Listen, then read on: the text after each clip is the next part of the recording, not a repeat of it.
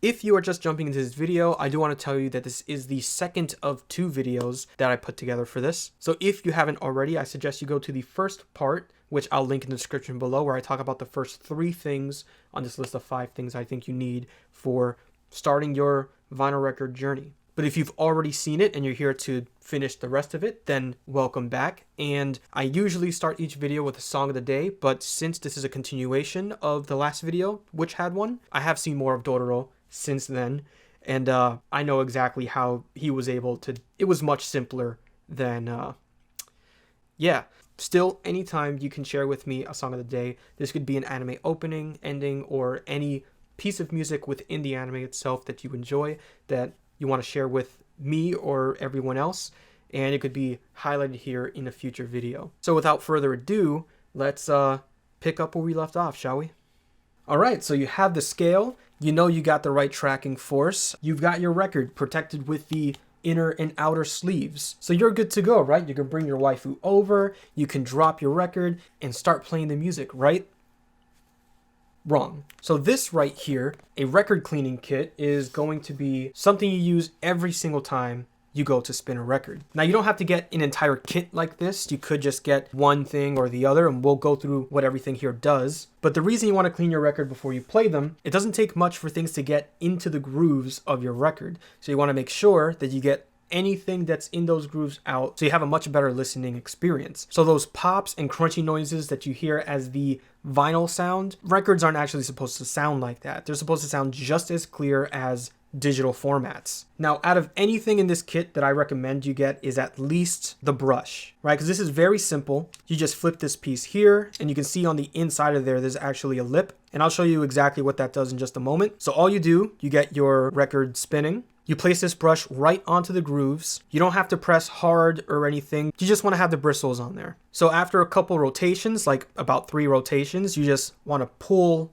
towards you. Now, some people actually slide towards the label and lift up. If that's something that works for you, then by all means, go ahead and do it that way. I don't like messing with the label at all. And also, when I pull the brush towards me, I've actually seen some debris fall off the record and land right onto the plinth or the surface of the record player. So I know that it's working and that debris is off the record. So now this lip that we have here, all we do, hold it by the sides there, and we just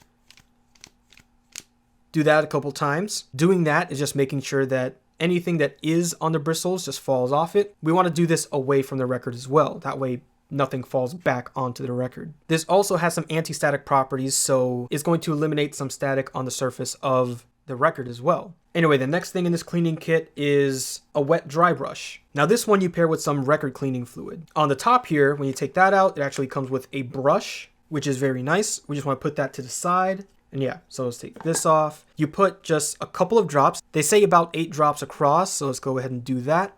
You only want to do this on one side of it. So now that you have one wet side, and just like the anti-static brush, you pull towards you after it rotates a couple times. So now you do the same with the dry end of the brush. Now with the little brush that it comes with, and sometimes when you have like a really dirty record, you can actually see a lot of the debris that's right on it. And to demonstrate this, I know that I was just using Death Note here. I'm going to make a small exception, that being a 7-inch record of Cuphead. I was watching Connor, C-Dog VA. He was actually playing Cuphead, and that reminded me, oh yeah, I have this little 7-inch. I pulled it out, and this definitely needs a cleaning. So I'll demonstrate with this one really quick what this can actually do and the difference that it's going to make. And you can actually see the difference with how dirty this one is. So on to this last thing here. It's actually a stylus cleaner, which just as your record can collect dust and other stuff onto the grooves, dust and stuff can also collect on the stylus as well. Now this, again, although it might be a little uncomfortable at first, it's actually very simple. Now this one is a little different in that when you take the cap off, there's actually another little brush inside, right? So what you want to do with this, see how it drops just a little bit?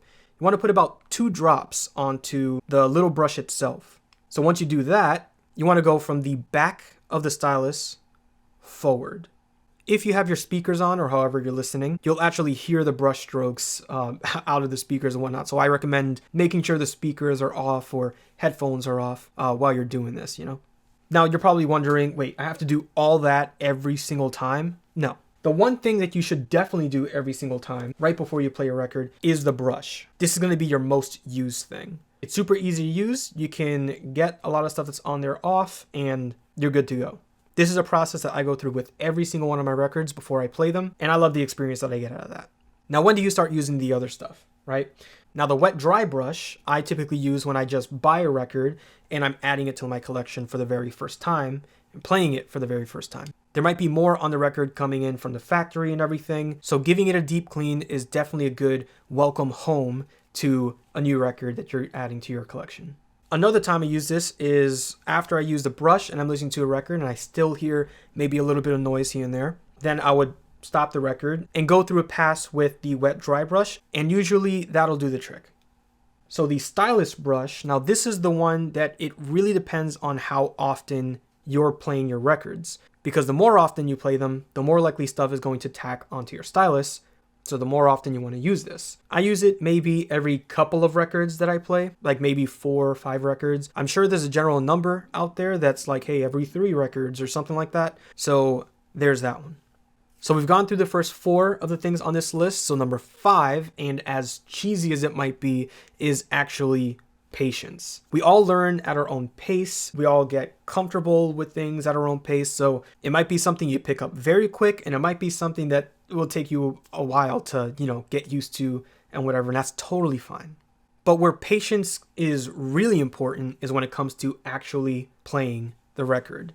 Make sure you're calm, make sure you're relaxed, and always use the cue up lever before even bringing the tone arm over to the record, because it does not take much to accidentally drop it onto the record and scratch the grooves. Now, there are some records out there that are easily replaceable, and you might have some in your collection that you might not be able to replace at all. So take your time before playing your records. It's the whole atmosphere of taking your time, sitting down, and really experiencing the music in just a different way. So let me know if you found my list of these 5 things helpful. If you have anything that you want to add in the comments below that might also be helpful to anyone just starting, the more the merrier, But with all that said and done, let me know what soundtracks you guys are spinning. Give me a thumbs up if you found this helpful at all or enjoyed this, and subscribe if you haven't already. And check out my other videos. I just did one on the Attack on Titan record that just came out, that FYE variant. It's so good. I unboxed all of the Cowboy Bebop variants, which that was quite a bit, so definitely check that one out as well.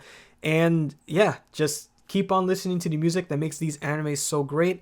I will see you on the next video. Thank you.